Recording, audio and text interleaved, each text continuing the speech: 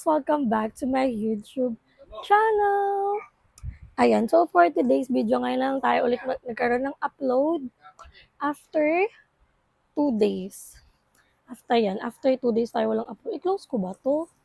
Na para bang super close naman pag ano? Kasi outfit ko naka-baba eh. Kasi outfit, naka-long sleeve kasi ako guys. So pag i-close ko siya, na para bang office girl. Wait lang. Mas maganda ba? Wait nga. Ganito. Maganda. Ganito siya. Pag nakabook. Okay na yan, nakabook ko na lang, be. Daming arte ng babaeng ito. So, itong vlog na to, isa to sa pinaka-importanting journey ng ating hyperthyroidism dahil after a month, nagkaroon tayo ng laboratory and then ultrasound. So, for sure, alam kong napanood nyo na yun sa ating last vlog. Kung share ko sa inyo kung ano yung naging resulta, except dun sa ultrasound. So, nabasa ko din yung mga comment na basahin ko daw sa impression. Isa lang yung word na intindihan ko dun. Hindi, binasa ko naman siya, tapos nag-ask din ako sa tita ko na doktor. So, in-explain niya din naman sa akin para magkaroon daw ako ng idea once na ipapabasa din yun kay doktora. So, hindi ko muna siya i-share sa inyo kung ano ba ibig sabihin nun. Kumbaga, itatry ko din yung best ko na makapag-film doon sa loob. So, titingnan natin kung makakapag-vlog pa tayo together with doktora. Pero so far, titingnan natin kung ano yung mangyayari, kung ano yung masasabi ni Doc sa ating laboratory, kung ano ba yung gagawing medicine, kung anong gagawin para masolusyonan kung ano yung resulta ng ating ultrasound. So, nakita nyo, di ba? Sobrang haba, be. Parang 1, 2, 3, 4, 5, 6, 7, 8, 9. 9 yun. 9 na picture yon. So, kahit basahin ko yung nasa picture, hindi ko yung naiintindihan. Except dun sa may impression nung nabasa ko sa comment section. Binasa ko naman siya, pero may mga part pa din na hindi ko siya naiintindihan since nagkaroon nga ng progress sa ganito, tapos bakit ganito yung ultrasound. So, maraming tanong na si doktora lang talaga ang makakasagot ng ating mga katanungan, diba? So, nag-ayos lang ako and feeling ko din ako magtatali. Kasi baka mamaya, pag nagtali ako, pero magdadala na lang ako ng tali kasi baka mamaya, basa pa kasi yung buhok ko, be. Basa pa. So, ang ating appointment is 2 to 4 p.m. kasi yung oras lang doon ni Doktora. So, 3 p.m. yung naka-assign sa ating oras. So, alas 2 na po. 2:10 to be exact. So, mabilis lang yung biyahe dahil nga mag-movie ako. I-share ko lang din sa inyo. And whatever the result is, hala, may pag ganun. Kung ano man yung sasabihin sa atin ni Doktora, susundin natin. And etong journey na to, hindi siya naging madali. Sabi ko nga sa inyo, grabe, 1 month na gamutan. So, nag-stop na din ako ng gamot since 1 month lang yung pwedeng inumin na gamot. So, di ba nadiling ako ng 3 days? So, ganon yung naging excited. So, sasabihin ko din yun kay doktora na ito yung date na nag-stop ako maggamot. So far, sana maging maayos talaga lahat. And sana kahit pa paano mabawasan din yung gamot ko. Kasi totoo naman, naging effective talaga yung gamot since may bumaba sa laboratory ko. Pero sa ultrasound ko tayo magtatalo. So, marami mang tanong, siya lang talaga yung makakasagot. So, tara, samahan niyo ako. And sama niyo pa ako sa mga prayers doon na sana magkaroon tayo ng fast recovery kasi it's really hard. Pero, at some point, marami din akong natatanggap na compliment na hindi ka na dry tignan, hindi ka na mukhang may sakit, medyo lumulobo yung face mo, 'di ba? So, happy naman ako kasi kahit papaano na-help ko din talaga yung sarili ko para naman maging okay yung physical appearance ko kasi sobrang hirap naman talaga.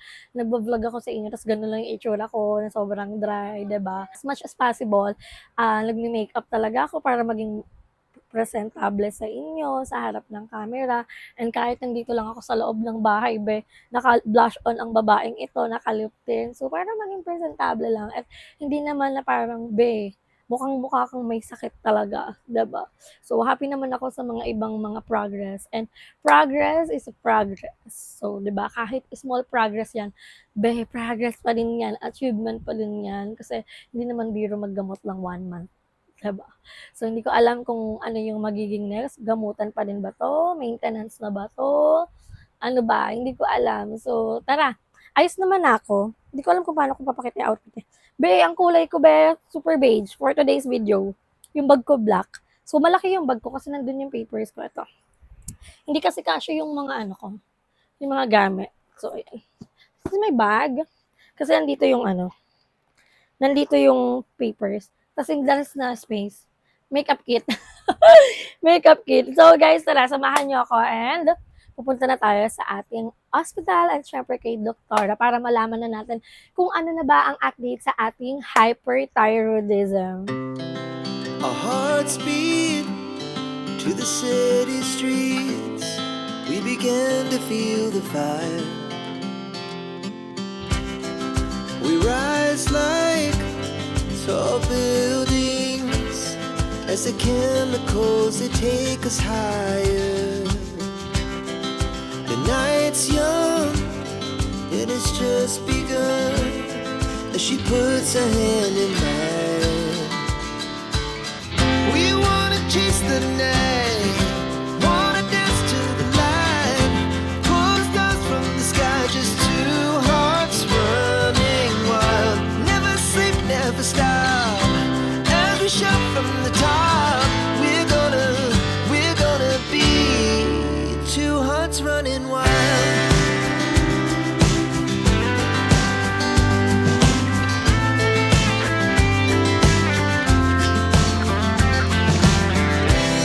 Now the morning is the afternoon. We lay awake in bed. The laugh so loud as the hours pass. We're gonna do it all again. We wanna chase the night, wanna dance to the light, pull the stars from the sky, just two hearts running wild. Never sleep, never stop, as we shout from the top. We're gonna be, we're gonna be two hearts running wild.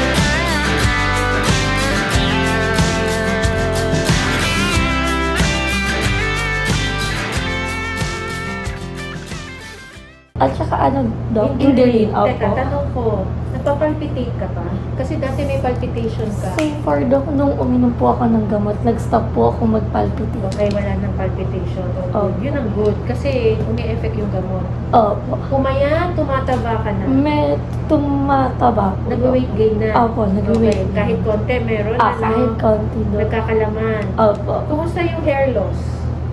Medyo nabawas-bawasan naman Doc. So, nag-improve na rin. Opo. So, less na rin ang hair loss mo. Pero yung mata talaga, Yung mata Doc, Yes, hindi pa rin sabi, po oo, siya ganyan, nabago. oo, Tsaka sa kasi- sleeping routine Doc, di pa masyadong makatulog. oo, sige. Yung kasi yung insomnia, marami din kasing causes ng insomnia. Opo. Unang-una, di ba, may hyperthyroid ka, kaya may nahirap ka matulog. Opo. Pero, meron pang ibang causes ng Medyo insomnia. stress din Doc. Medyo Oo. hindi pa po na Di ibsan ba yung nawawala ang stress Opo. mo? Pero yung tulog mo ba, humahaba-haba na? O ganun talaga, hindi ka talaga makatulog? Ano naman po do, ang madaling araw po nakakatulog, pero yung tulog ko po, lagpas naman po ng 8 hours. Lagpas 8 hours, Opo. pero madaling araw na. Opo. Hindi pwede. Yun nga, Doc eh. Dapat Ano nasa ba- oras ang tulog mo. Dapat Ano po? before 10 to sana ha. Ideally, before 10, nasa bed ka na. Actually, Doc, nagagawa ko pa. Kunwari, may sleep na po ako ng 9 p.m. Nagigising po ako. So, kahit wala po akong, hindi po ako mag-cellphone, kahit anong gawin ko, kapikit po ako, Doc, hindi po ako tulog.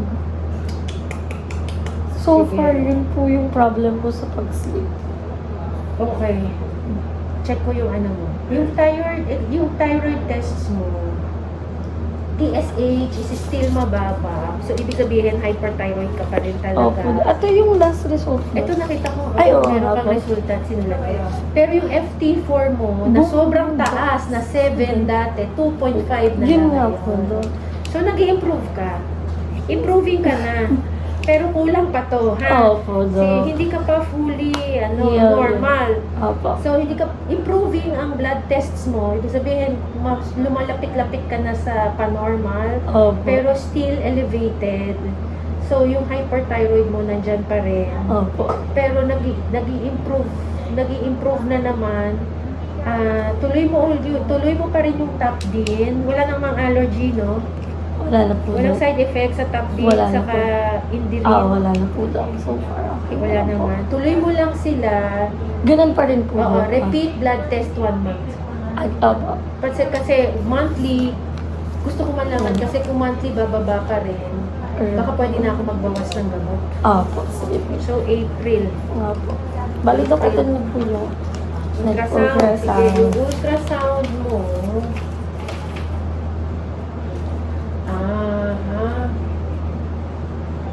Yun po yung first ultrasound natin, Dok. After 2026.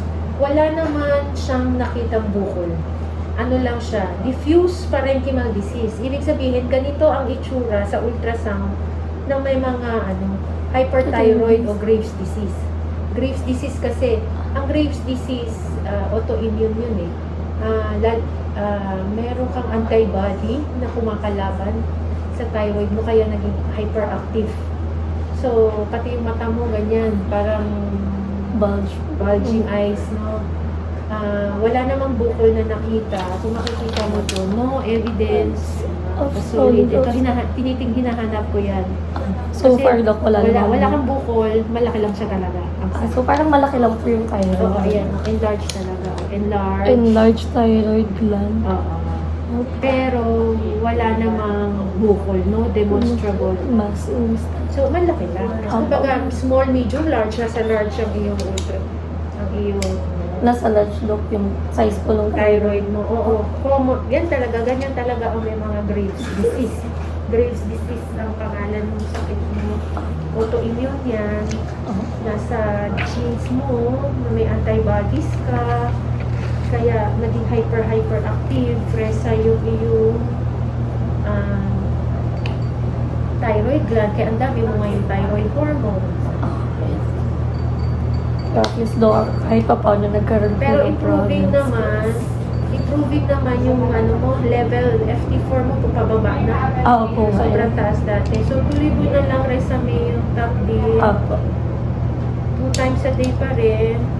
Kasi gusto ko rin makatulog ka na. Hindi rin 2 times pa rin. Nagkakape ka ba? Hindi po, Dok. Sa food, Dok, yung sinabi niyo pong bawal po yung seafoods and moderately sa ibang bagay. Yun pa din po. So, bawal pa rin po ako ng seafoods, Dok. Konti-konti pwede, konti-konti lang. Ha? So, sa Konti food. seafoods. Opo. Kape wag na lang. Ha? Hindi po, hindi po Kape, nagkakape. lalo kang di makakatulog kasi sa kape. Pero so far, bawal pa po ako minom ng parang kunwari, parang melatonin, gano'n, para Pwede naman mag-melatonin. Ano lang naman yun, supplement. para makas-speed up. Supplement lang yun, pero yun nga, hindi ka pa rin makatulog kasi hyperthyroid ka Opo pa nga rin. eh. Mataas Pero so rin. far Pero naman, kahit Dok, tuloy mo tulog, lang, yung tulog ko naman po. improving. Opo, late lang po, pero syempre, naman po pwede tulog ako sa umaga. Gising po ako sa kagabi. Okay, sige. Okay, lab test mo uli, isang buwan. April, Opo. Bali, Dok, wala na akong nag-ultrasound. wala na. Yung ultrasound mo, kahit once a year lang yan, Reza. Okay po, sige po. Pero yung minomonitor For mo, lapis yung laboratory. blood test mo, yung thyroid hormones. ha? Opo.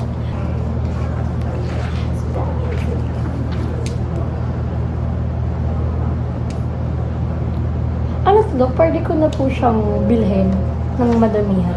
Ako pwede bumili ng madaming gamot since yung mga allergy. Opo. 50% off. Ngayon, pwede ka nang bumili kasi naka 1 month ka na, wali ka nang bumili. Hindi ka na allergy. Ilang taon ka na? 23, Dok. 23.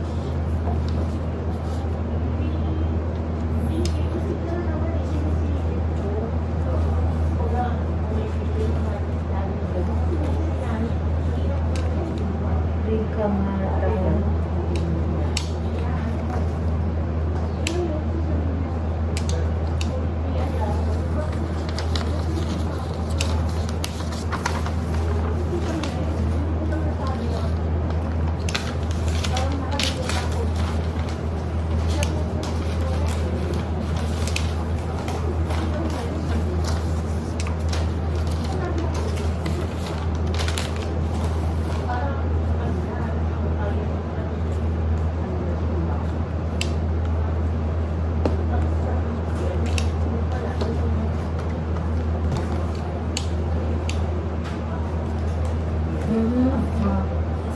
you, Doc. Ito yung iyong Thank you, request. Rosetta. Ito po yun. Request for April, ha? Thank you so much, Doc. Sige, bye-bye. So, mga Bex, ayan, tapos na tayo magpa-check up, magpa-follow up, check up kay Doktora. And happy ako kasi hindi man kita si Doc. Tapos pumayag pa rin siya na mag-film ako sa loob. So, puro mukha ko lang, pero naririnig niya naman yung boses ni Doc. And happy ako. Alam niyo ba, iba yung pakiramdam ko ngayon. Sobrang ang saya ng puso ko kasi finally, nagkaroon siya ng progress to the point na, di ba, napaka-negative ko nga, paka-nega ko na itong mga past few days. Since, aminado naman ako sa sarili ko na na-stress talaga ako. Di ba? Sinabi ko naman sa inyo na na-stress talaga ako. And, ayun, na-explain na sa akin ni Doc yung ultrasound. So, nakita niyo naman, narinig niyo naman lahat na sinabi ni Doc. Nagkaroon siya ng progress sa laboratory ko. And, ito, papakita ko sa inyo yung ultrasound kasi yung ultrasound lang din naman yung hindi niya talaga nakita sa last vlog ko. So, ayan, ito yung mga pictures ng aking ultrasound. Basta, ayan siya. Ayan siya. Ito siya. Ayan. So, ito yung ultrasound natin. So, nung lumabas tong ultrasound ko, yung result ko sa ultrasound, di ba sinabi ko sa inyo na hindi ko nga mabasa? I mean, hindi ko siya maintindihan. So, kanina in-explain na siya sa akin ni Doc. And, ayan, according pala dito sa result, tama kayo, di ba? Nasa impression niya. Hindi ko talaga kasi maiintindihan kahit sabihin mo nasa impression yung result. Hindi ko siya maiintindihan. Nai-relag natin right now. Ayan siya. So, according dito, no evidence of solid or cystic mass. So, wala daw bukol yung loob ko. So, malaki lang yung thyroid ko, kaya mas marami siyang napoproduce na hormones. So, nakalagay din dito, enlarged thyroid gland, which is yun nga, malaki daw yung thyroid ko. And no demonstrable mass in this study. So, according kay Doc, isang once a year lang naman daw magpa-ultrasound. So, hindi ko sure kung kailan ba ulit yung next ultrasound natin, pero so far, happy naman ako sa naging resulta. 'Di ba? Kahit sino naman magiging masaya ba, alam nyo yan. Kasama kayo sa journey. Hyperthyroidism ko, 'di ba? So, 1 month na gamutan, and ilan ba ulit yung gamot ko? Di ba sabi nga ni Doc, nagkaroon ng progress, pero hindi pa siya totally normal. So, magbe-base pa rin sa laboratory ko next month. And ngayon, ang poproblemahin, actually, wag na tayo magsalita ng iba pang negative words. So, kaya ko to. So, magagamot ulit tayo, isang buwan na gamutan. So, nakaya ko nga yung mga past expenses, kaya ko din to. So, thank you so much. To ate, hindi ko talaga alam kung pwedeng sabihin yung pangalan niya, pero siya yung reason kung bakit nakapagpa-ultrasound ako. Kasi super pricey neck ultrasound. So, thank you so much ate. And ayan, bibili na lang tayo ng gamot. So, hopefully wala na siyang allergy reactions. And sabi din naman ni Doc, allowed na daw ako na bumili nung per box. So sabi ko nga sa inyo, may nag-message siya akin, nag-work siya doon sa brand na gamot ko. So according kay Doc, hindi kasi ako pwedeng bumili ng ibang brand ng gamot. So kahit sabihin niyo, brand lang naman yung pinagkaiba, pare-pares pa rin yan. So si Doc, hindi kasi siya nagre-recommend ng iba pang brand ng gamot ko. Kasi kung ano dapat yung sinabi niyang brand, yun lang din yung bibilin ko. Pumunta man ako ng Mercury, na ganito ganyan. Pag wala yung gamot ko na yun at yung brand na yun, hindi talaga ako bumibili. And happy ako kasi parang ng mga nakaraan, may nag-message sa akin. Galing siya dun, nag-work siya sa brand ng gamot na kailangan ko. Pero kasi hindi ko siya na-accept since nagkakaroon ng allergy reaction yung ibang mga meds. So, hindi talaga ako allowed bumili ng isang box. Pero maging allowed na ako kasi 3 boxes talaga yung kailangan ko since yun sa mga gamot ko. And good for 1 month. So, mabibili ko siya. Sabi na, hindi ko sure kung mabibili ko pa rin siya until now, ng 50% off, 5 to 6K lang din. Hindi naman lang, malaking amount pa din yun, Beck. Kasi, saan mo yun kukunin, di ba? Sobrang laki pa rin yung amount na yun. Pero, kakausapin ko siya mamaya para sabihin na kung mabibili ko pa ba siya sa ganong halaga. And syempre, kailangan na din natin i-double check. Syempre, hindi naman porket may ganong offer, go agad, diba? So, ipapacheck pa rin naman. So, happy lang. Ang saya-saya lang po. Kasi kanina guys, wala lang vlog. Wala, ang saya, tapos biglang nalungkot. Wala. Atong cafe na to, saksi ko sa lahat ng stress ko, sa lahat ng crying memories ko. Itong nasan ako ngayon, saksi kong cafe na to. And, ayun, tears of joy.